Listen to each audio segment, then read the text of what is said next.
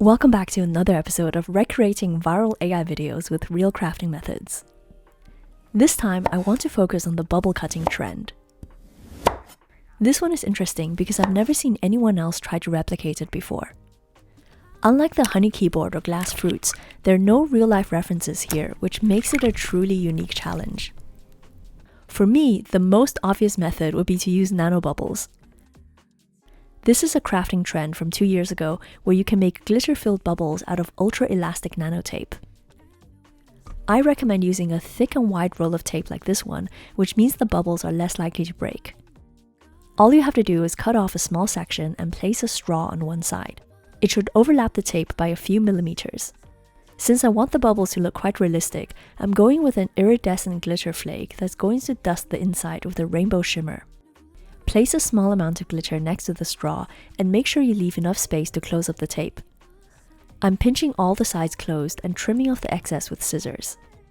I'm also trying to make this curve as round as possible and less like a flat oval.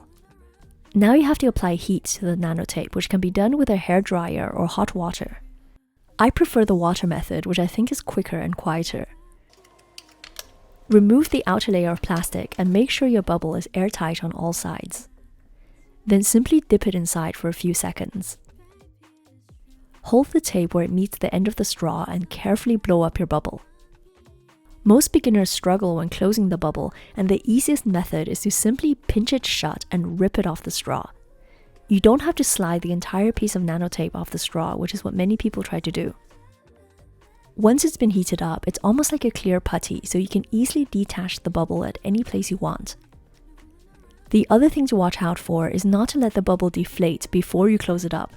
If the bubble collapses, then the air is going to push the glitter back up the straw and into your mouth. These bubbles are so satisfying and super fun to play with. They usually stay inflated for about a few minutes, but it's very normal for the bubbles to slowly start losing air. This means you don't have to feel bad about popping them because they will eventually deflate. The biggest challenge for this video is to create perfectly round bubbles. This is actually a bit trickier than it sounds because these bubbles are usually oval or egg-shaped. Here's an example of what a typical nanobubble looks like. To make it rounder, I try to keep the air pocket inside as symmetrical as possible. It sometimes helps to pinch the tape while closing it up, almost like you're making gyoza. Another trick is to inflate the balloon and then carefully allow it to deflate about 30%, which makes the shape softer and more spherical. This is what I'm going to do for all the bubbles in this AI remake. Setting this up is very straightforward since nanobubbles aren't as fragile as they look. The only thing you have to be careful about is not to let the bubbles stick to each other in case you have more than one. Nanotape has a special surface that sticks extremely well to itself but not to other things. This is why you can close up the bubbles easily, but it also means that two bubbles touching each other will immediately stick and pop.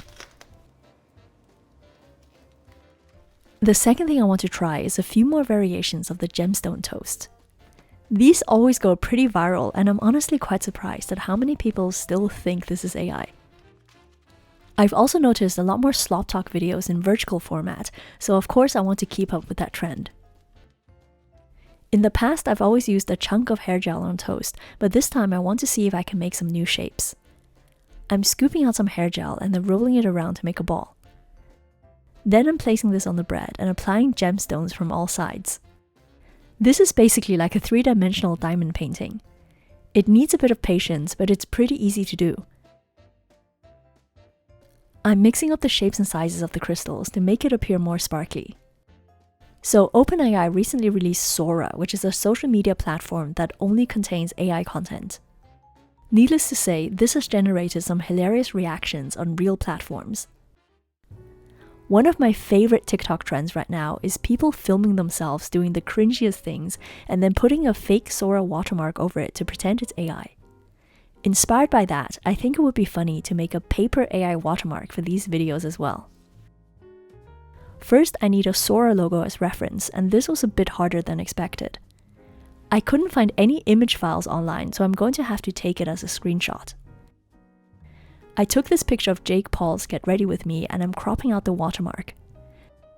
Now I'm enlarging this to fill the screen and using my phone as a light box. I'm going to trace this onto white paper and then cut out every piece separately with a craft knife. I would ideally like to have this a bit smaller, but the tiny details are already quite difficult to handle. I'm using some clear tape as the back and placing all the pieces on here. My idea is to make a transparent flag with the logo on it, which I can insert into any one of my videos. I'm using a wooden skewer as a flagpole and adding another piece of clear tape on top. This is the final watermark, which I think turned out pretty well. I also made a second one in case I wanted coming in from the other direction. Here are the final shots, and of course, these are designed for vertical viewing. The ASMR is breaking toasted bread into the microphone, which always sounds very satisfying.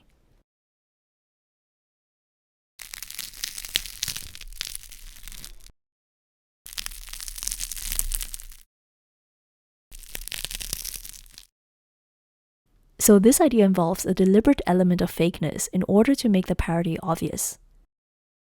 I want people to recognize this as a handmade watermark controlled by a human. This is why I added the stick instead of using editing techniques to make it appear out of nowhere.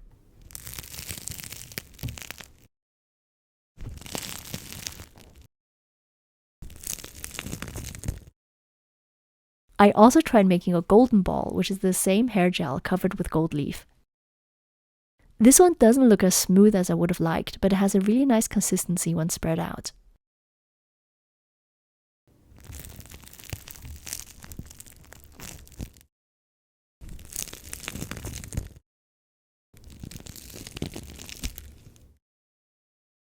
And just for comparison, I did try to make a version using golden cream instead of transparent gel.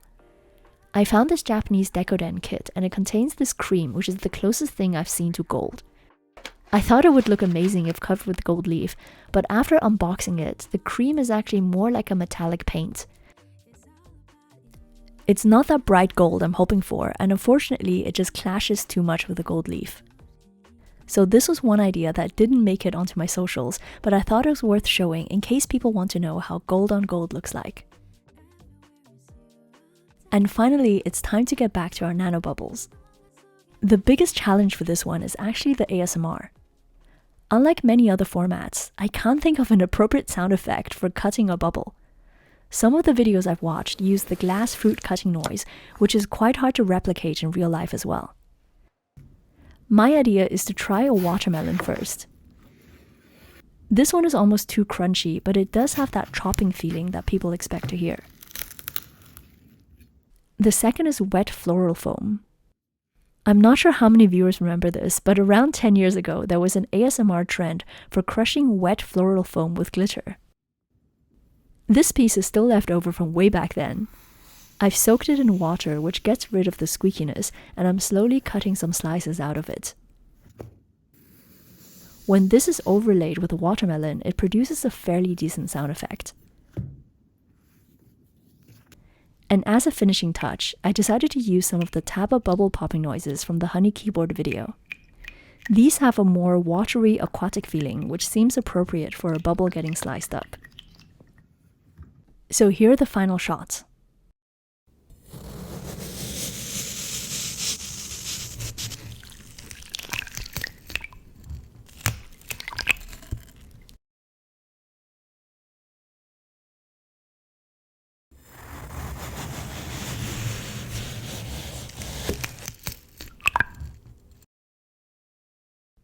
Quite obviously, it's not possible to replicate the jelly-like interior of a bubble.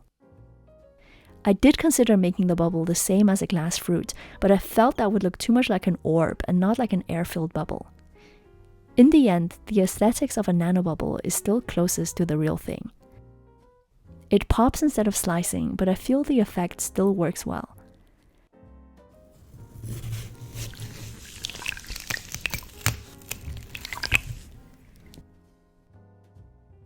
I hope you enjoyed this video and be sure to subscribe for more. If you have any suggestions for more AI trends, then feel free to leave them down below. I'm Joanna, thank you so much for watching, and I'll see you soon.